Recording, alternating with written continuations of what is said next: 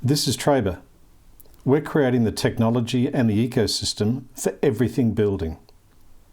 We're creating a market network which boasts a marketplace and a mobile-first, cloud-based suite of project control tools for builders, consumers, trades, suppliers, for everybody. All on the smartphone, all remote, all mobile, all for building. This is Trabr, and this is a building conversation. Tony Huxley here from Trabr Limited. I'm joined today by Gareth Evans, the owner of BMC Blue Chip BC Blue Chip Maintenance and Construction, yeah. Glad to have you here. Thanks for joining us. Thanks, Tony. I appreciate you making the time available to talk to us today. So tell me, let me ask you, I mean, it's probably a pertinent question in some respects, but a little bit challenging if you've only had the company going for a couple of years, but just looking back over your career in building, what's the thing that you're most passionate about in your role as a builder? Yeah, look, I guess the main thing is the client, making the client happy, and as a builder, you need to quite often have a lot of conversations that they're not always going to meet eye to eye, right? Yeah. So if you can come out the other end and you've got a happy client, then that's pretty much high on the list. I'd say another thing as a builder is apprentices.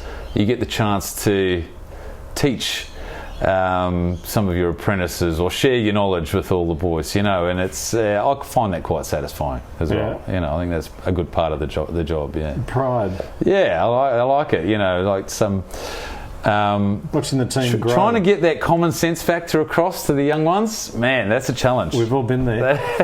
we've all that's been a challenge. Far out, but you've got to keep at it. So yeah, the customer's number one. Yeah, number one for sure. Yeah. So listen, it's we're getting in towards the latter part of the year. It is 2020, and apart from the fact that most days it's felt like an alternate universe. Yeah. You couldn't have written a script for this year if you tried. No. How different for you for Blue Chip Maintenance and Construction, and for you? How much different today is life for you and the team compared to, say, this time last year? If you're talking in terms of JobKeeper and all those programs, this time last year I was a much smaller company. Any of the above and all of the above. Yeah, so I'm not getting the 30% decrease in what I was doing last year because I was a much smaller company. Yep. Back then I only had 2 employees and now I've got 4 or whatever, Well so done. that whole scheme didn't really work. I mean, I'm getting the half price apprentices, which is great from the government. That's awesome.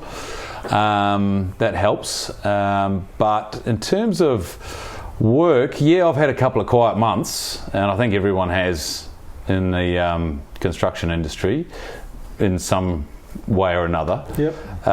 But I think when the old COVID numbers in New South Wales dropped off back to no community transmission, and that coupled with the 25 grand incentive from the government to do a reno, I think that actually just kicked things off again about that time, to be honest, only 2 months ago, roughly.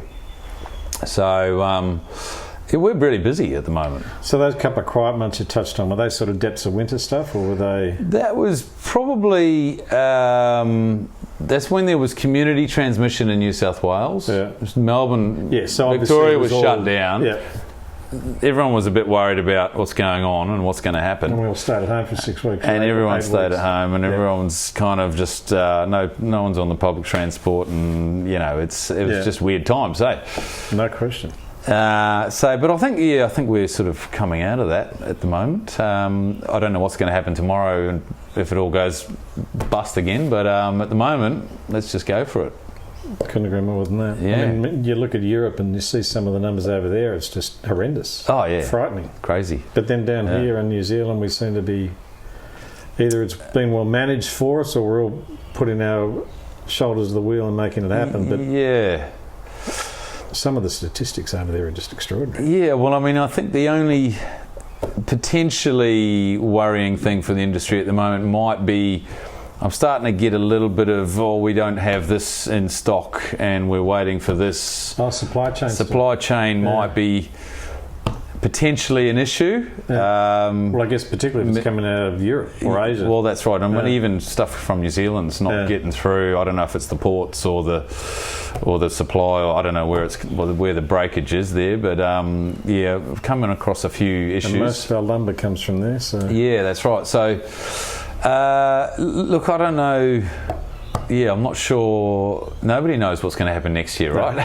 It's just everyone's scratching their head going, let's just go with it, I guess. This time compared to this time last year, you've definitely made much better. Good steps forward. Yeah, which is for sure. Well done. I mean, apart from those couple of quiet months where I had the boys mowing the lawns, but we're back on again. So yeah, it's good. Touch wood that it keeps going that way. Yeah. So listen, from the people that you engage with across the industry, have you got a view on what the consensus is about the prospects for the building space? Look, I mean, my contacts seem to be getting busier. People like Sparkies, plumbers. Plumbers are always busy. Yep. Sparkies, I know they've been a bit quiet. Some of them I've been talking to, but I think they're bouncing back a little bit now as well. Painters are busy. I don't know many people in the commercial side of building. Yep. But or the specky homes or project home business. But in terms of the little individual builders and the trades around that sort of scene seems to be picking up.